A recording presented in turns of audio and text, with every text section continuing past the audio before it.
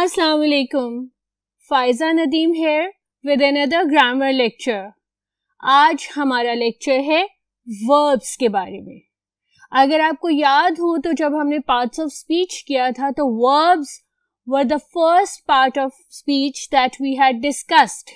सबसे पहले हमने verbs discuss किए थे. तो आज भी हम verbs करेंगे. चलते हैं अपने बोर्ड की तरफ. तो आज हम शुरू करेंगे verbs से. सबसे पहले definition as usual.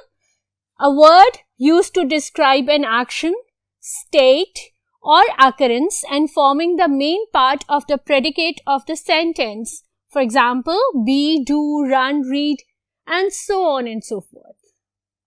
Remember, verb is the only part of speech in English language that shows action, abilities, occurrences, time period. So verbs are very essential and very important parts of speech.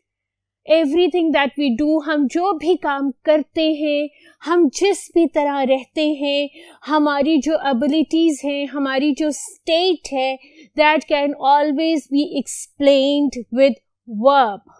Verb के साथ वो सारा कुछ explain होता है. आज का जो लेक्चर होगा उसमें हम डिस्कस करेंगे state और action. Verb can be divided into two classes, state verbs and action verbs. State verbs को कहते हैं situative verbs और action verbs को कहते हैं dynamic verbs. लेकिन आपकी स्टैंडर्ड पे इसको इम्पोर्टेंट नहीं है डिस्कस करना. आप सिर्फ ये याद रखें कि verbs दो तरह के होते हैं, state और action. उसके अलावा हम डिस्कस करेंगे main verbs and auxiliary verbs. और main verbs and auxiliary verbs के अंदर की कैटेगरी में फॉल इन करते हैं मॉडल्स, regular, irregular verbs और transitive and intransitive verbs. State verbs क्या होते हैं? State verbs वो होते हैं जो आपकी situation define कर रहे होते हैं. उसमें कोई specific action take place नहीं कर रहा होता, वो सिर्फ आपकी situation को explain कर रहे होते हैं, इसलिए वो state verbs होते हैं.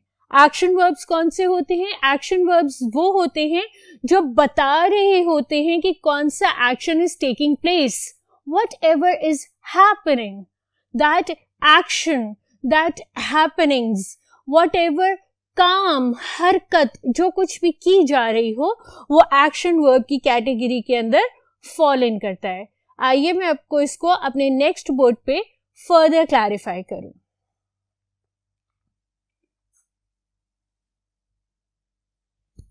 State verbs. I have a ball. Right? अब me having a ball has nothing to do with the action. इसमें कोई action तो नहीं कर रहे ना हम. मेरे पास एक चीज है जो मेरी possession में है. I want you to know that I have this specific thing in my possession. ठीक है? तो I have a ball. यहाँ इस ball की possession ये verb मुझे और आपको explain कर रहा है. ठीक है? ये आपको मेरी बॉल की पोजेशन एक्सप्लेन कर रहा है.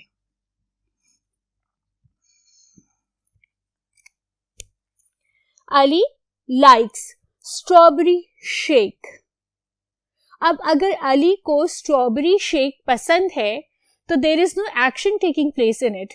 Neither he is making the shake nor his mum is making the shake. कोई शेक बना नहीं रहा है, लेकिन एक सिचुएशन यहाँ मौजूद है कि Ali likes strawberry shake, he does not like chocolate milk shake, he likes और strawberry shake.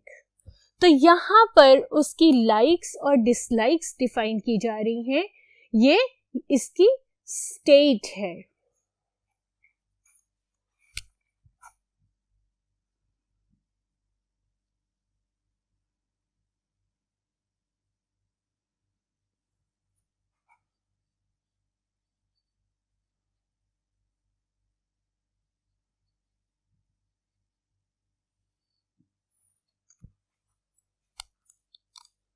I can swim is my ability to do something, right? I'm not swimming over here, but I am telling you that I can do that.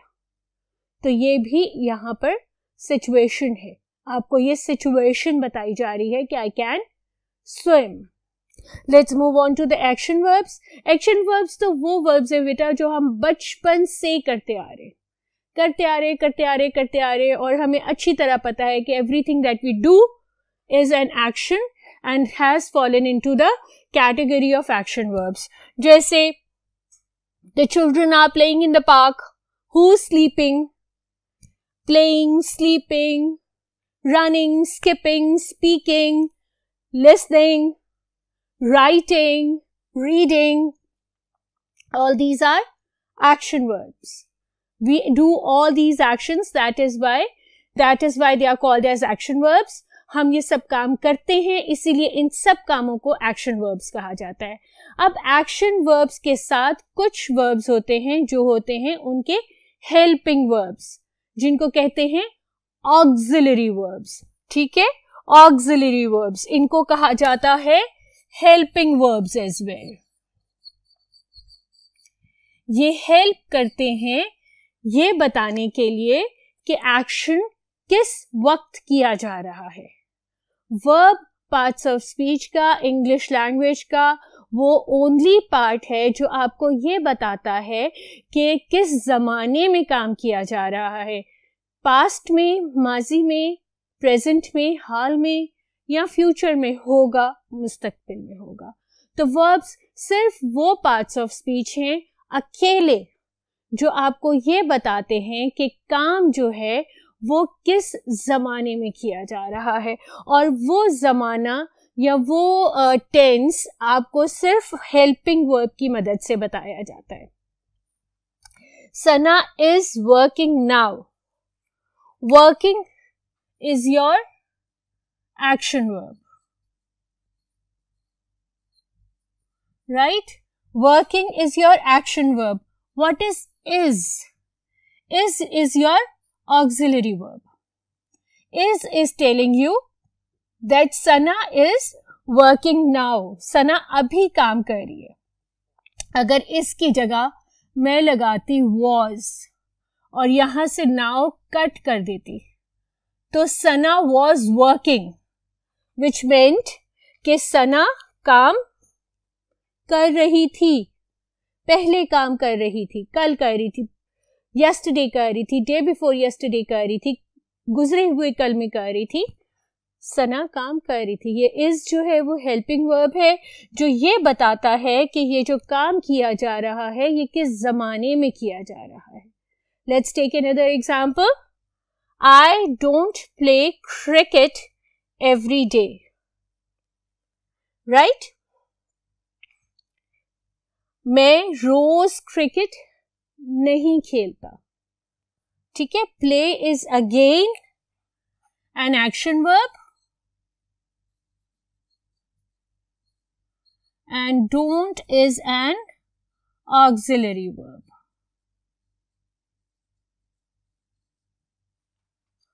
Don't बता रहा है उस action को मैं रोजाना perform नहीं करता, वो उसकी फ्रीक्वेंसी बता रहा है। अब इन ऑक्सिलरी वर्ब्स को आप फर्दर डिफरेंट टाइप्स में भी यूज कर सकते हैं। जैसे सना इज वर्किंग नाउ, ये टेंस आपको बी फॉर्म आपको टेंस बता रहा है। ठीक है, प्रेजेंट टेंस। अगर मैं इसको लिखती सना इज नॉट वर्किंग नाउ तो ये इसकी नेगेटिव होती, और इसी तरह अगर मैं ये लिखती इज सना वर्किंग नाउ तो ये इसका क्वेश्चन हो जाता।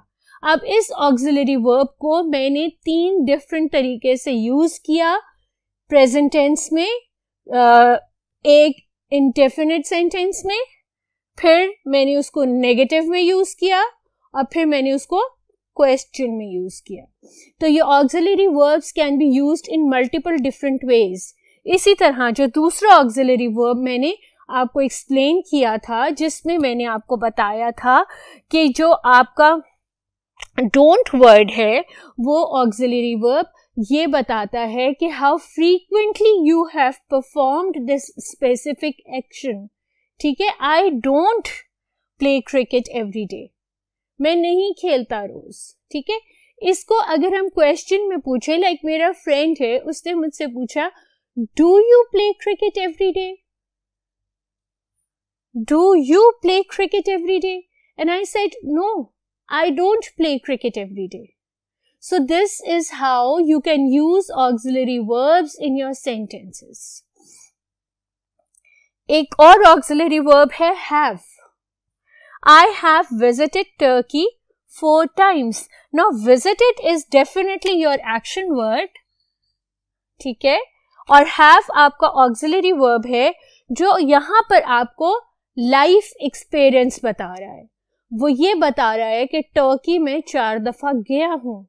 इसकी जगह अगर मैं ये लिखती कि I visited Turkey, which means only once I had this experience of visiting Turkey, लेकिन चूंकि I have a life experience of visiting Turkey multiple times, तो I have used this word have. I have visited Turkey 4 times, this is my life experience. यहाँ पर have life experience को बताने के लिए use किया जा रहा है। However, this can be used just to show a possession. I have a ball. I have a pen. There are no action words in the sentence. I have a pen. But this have is being used to describe my possession only. ये सिर्फ जो मेरे पास जिस चीज की possession है उसको describe करने के लिए यूज किया जा रहा है। आई हैव अ बॉल और I have a pen. I hope auxiliary या हेल्पिंग वर्ब्स का कॉन्सेप्ट आपको क्लियर हो गया हो, and the different ways these auxiliary और helping verbs can be used. They are used with the action verbs. वो action verbs के साथ ऑक्सिलरी वर्ब्स यूज किए जाते हैं, क्योंकि इंग्लिश में verbs are the only parts of speech जो आपको टेंसेस बताते हैं। जमाना, काम, हम सब 3 जमानों में जी रहे हैं, माजी, हाल, मुस्तकबिल, पास्ट, प्रेजेंट, फ्यूचर, और ऑक्सिलरी वर्ब्स सिर्फ और सिर्फ वो वर्ब्स है जो ये बताते हैं कि weather the action is taking place right now, had taken place in the past, or will be taking place in the future. तो ये auxiliary verbs आपको उन टाइम पीरियड के बारे में, उन टेंसेस को स्पेसिफाई करते हैं जिसमें is, am, are जो है वो be की फॉर्म कहलाते हैं। ये जब मैं फर्दर आपके साथ टेंसेस का लेक्चर करूंगी तो मैं इसको फर्दर आपको एक्सप्लेन करूंगी। अभी आपने सिर्फ ये याद रखना है कि ऑक्सिलरी वर्ब्स जो है वो मेन एक्शन वर्ब को हेल्प करते हैं। Let's move on to models.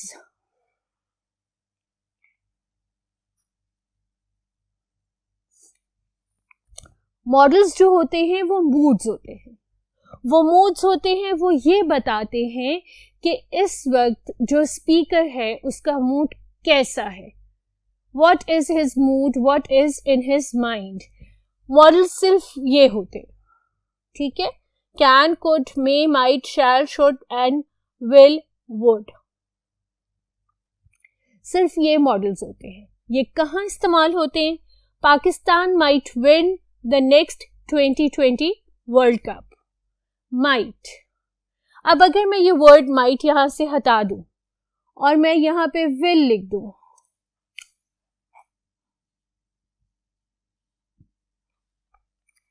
यहां पे विल लिख दूं, Pakistan will win the next 2020 world cup, ये मेरा मूड शो कर रहा है। ये मेरा मूड शो कर रहा है, ये बता रहा है कि आई एम 100% श्योर कि Pakistan will win the 2020 world cup. लेकिन मैं श्योर नहीं हूं, 70% श्योर हूं। ऑस्ट्रेलिया बहुत अच्छी टीम है, India gives surprises, right? And what if there is cheating, right? तो इफ आई एम 70% श्योर कि पाकिस्तान विन करेगा कि नहीं करेगा, I will use the word might, ठीक है? I use the word might. अगर मैं 100% श्योर हूंगी, मेरा मूड है 100% श्योर होने का, तो मैं यूज करूंगी विल. इसी तरह you should wake up early in the morning. ये मेरा मूड शो कर रहा है एंगर का, डिटर्मिनेशन का. ये मेरा मूड शो कर रहा है ऑर्डर करने का. ठीक है, you should wake up early in the morning. See, I have ordered you. So the word should, assertion, मैंने आपको ऑर्डर किया है. My sister can play piano. Can over here is a model और ये बता रहा है उसकी एबिलिटी को कि वो पियानो प्ले कर सकती है. क्लियर हो गया आप मॉडल. और my sister could play piano after a week of practice. यानी वो पियानो प्ले कर सकेगी एक वीक की प्रैक्टिस के बाद. ये सब आपके मॉडल्स है. Let's move on to regular and irregular verbs. Regular और इर्रेगुलर वर्ब्स. अब English language is the only language, again I am repeating, जिसके अंदर टेंसेस है. Verbs can be divided into 5 forms. ठीक है, कैसे? इन्फिनिट और base, present, past, participle and ING. कैसे मैं बताती हूँ. ठीक है, रेगुलर वर्ब्स हैव, लाइक अगर हम ये बेसिक लेते हैं, टू कुक, ये बेसिक वर्ब है टू कुक. ठीक है, इसका प्रेजेंट टेंस होगा कुक और कुक्स. ठीक है, आई, वी, अस, दे, देम के साथ कुक, और ही, शी, इट और किसी भी नाम के साथ कुक्स. सिंगुलर नाउन के साथ कुक्स और प्लूरल नाउन एक्सेप्ट आई के साथ कुक. इसका पास्ट होगा कुक्ड, पार्टिसिपल होगा कुक्ड और आईएनजी फॉर्म होगी कुकिंग.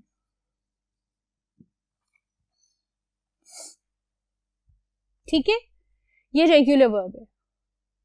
इसके अंदर हमने ईडी ऐड किया है just to turn it into its past tense.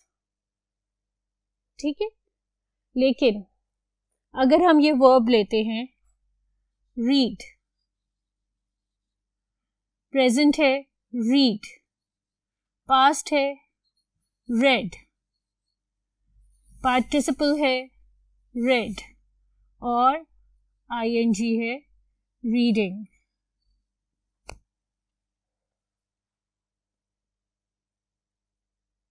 ये इर्रेगुलर वर्ब है because it's not adding ED in order to turn into its past tense. एक और verb देखते हैं.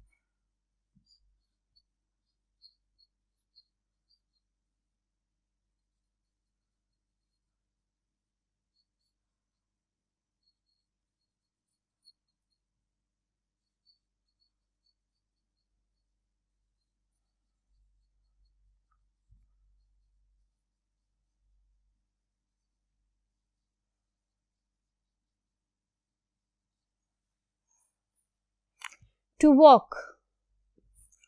Walk or walks, depending upon the subject, singular or plural or I. Subject and the pronoun, noun or the pronoun. Walked, walked, walking. See, this is the regular noun.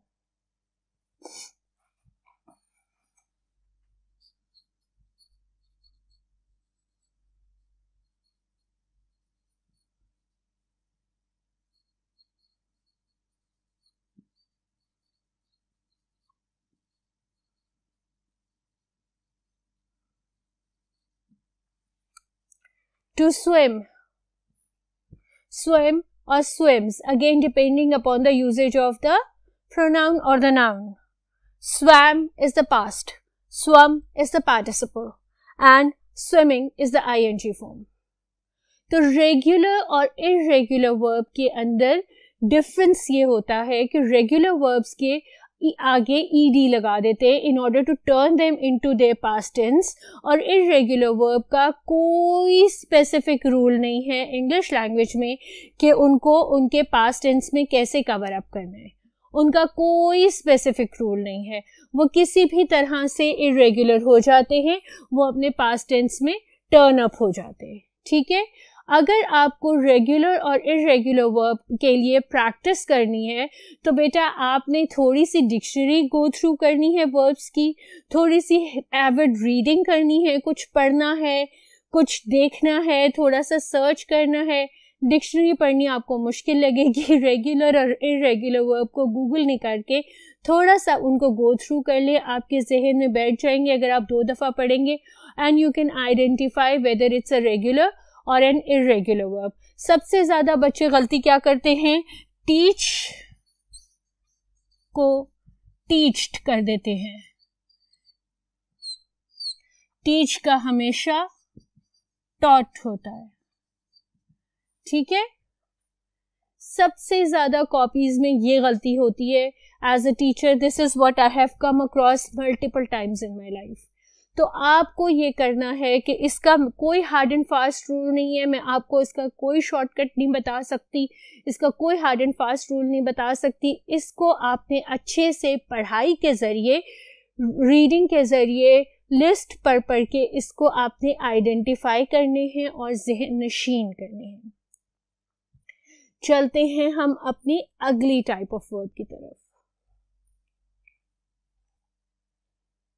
Transitive and intransitive verbs. अब मैंने इसको सबसे आखिर में क्यों रखा है, इसको मैंने सबसे आखिर में इसलिए रखा है क्योंकि ये वो टाइप ऑफ वर्ब है, ये वो काइंड ऑफ वर्ब है जिसमें आप लोग सबसे ज्यादा गलती करते हो। What are transitive and what are intransitive verbs? Transitive verbs वो होते हैं जो किसी ऑब्जेक्ट पे काम कर रहे होते हैं। intransitive verbs वो होते हैं जो किसी भी, जिनका कोई भी ऑब्जेक्ट नहीं होता, वो जो किसी भी ऑब्जेक्ट पे काम नहीं कर रहे होते। जैसे a noun or a pronoun that receives the action is an object। कोई भी noun और pronoun जिसके ऊपर एक्शन किया जा रहा हो, काम किया जा रहा हो, वो ऑब्जेक्ट होता है। अब आप ये देखें, Ali kicked the ball, poor ball is being kicked. ये जो बॉल है ये किक हो रही है, ठीक है, अली ने तो मार दी लात उसको कस के, उसको पाँव मार दिया कस के, ठीक है, लेकिन ये बॉल है जो किक हो रही है। तो ये जो वर्ब है वो एक ऑब्जेक्ट के ऊपर किया जा रहा है, ये ट्रांजिटिव वर्ब है। ठीक है, आई मेड बिरयानी, बिरयानी जो है मेरे हाथों से पक रही है, मुझे तो खुशबू आ रही है, आपको आ रही है।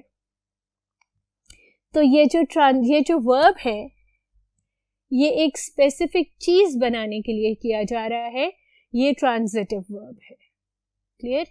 इसी तरह से द चाइल्ड लाफ्ड लाउडली, ठीक है, अब ऊंची ऊंची आवाज में बच्चा हंस रहा है, इसका कोई ऑब्जेक्ट तो नहीं है ना, ठीक है, इसका कोई ऑब्जेक्ट नहीं है, तो ये इनट्रांजिटिव वर्ब है।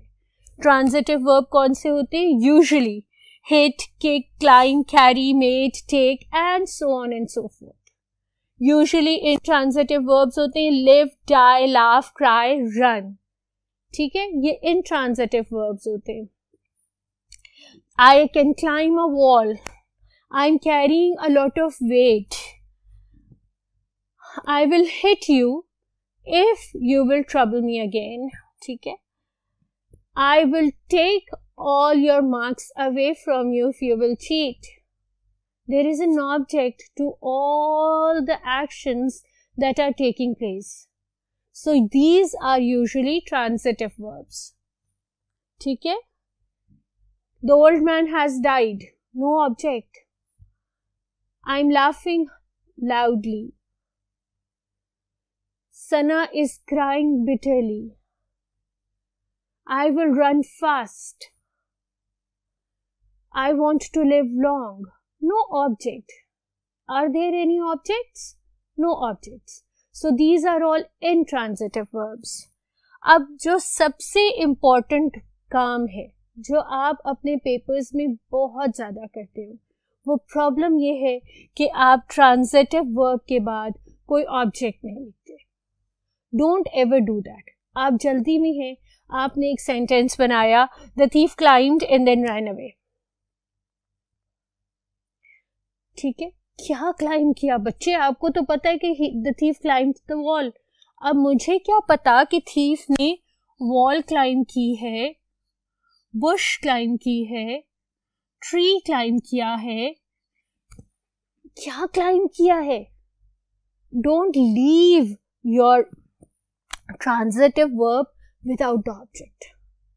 जब भी आप कोई काम करो, जब भी आप कोई सेंटेंस लिखो, क्रिएटिव राइटिंग लिखो, I know mind works faster than the hand. कभी कभी मेरे साथ भी ऐसे होता है कि मेरा दिमाग तेजी से चल रहा होता है और कई दफ़ा मैं चीज़ें मिस कर जाती हूँ, लेकिन these are going to cost you expensive marks. ये एक जो छोटी सी सिली एरर आपकी हो रही है. ठीक है, don't leave your transitive verb without an object. Quick recap, what are verbs? Verbs are the action words or the situation words, or they tell you about the occurrence of the action. ठीक है, verbs की different हमने types discuss की, transitive, intransitive, modals, regular, irregular and state and action verbs. उसके साथ हमने auxiliary verbs भी discuss किए. हमने ये discuss किया कि auxiliary verbs are helping verbs. Modals आपके मूड्स होते हैं, कौन कितने वर्ड्स हैं जो मॉडल्स हैं, और वो वर्ड्स जो है वो ये बताते हैं कि सेंटेंस के अंदर आपका मूड क्या है. इसी तरह से एक्शन वर्ब्स कौन से होते हैं और सिचुएशन वर्ब्स कौन से होते हैं. कुछ वर्ब्स फ्रीक्वेंसी बताते हैं और कुछ वर्ब्स आपको ये बताते हैं आपकी पोजीशन, आपका मूड, आपकी अकरेंस, सारा कुछ बताते हैं. सबसे इम्पॉर्टेंट बात हमने ये की कि जब भी आप ट्रांजिटिव और इनट्रांजिटिव वर्ब्स करेंगे तो you should be very clear कि ट्रांजिटिव वर्ब का ऑब्जेक्ट आपने लीव नहीं करना. और उससे ज़्यादा इम्पॉर्टेंट बात ये हमने की कि you can not identify irregular and regular verbs unless and until you have done your homework. आपने जब तक अपना होमवर्क पूरा नहीं किया, जब तक आपने पढ़ा नहीं, तब तक आप रेगुलर और इर्रेगुलर वर्ब का डिफरेंस नहीं जान सकेंगे. और अगर आपने गलत लिख दिया तो आपको बहुत सारी मार्क्स डिडक्शन होगी. Next lecture will be about tenses. Allah Hafiz.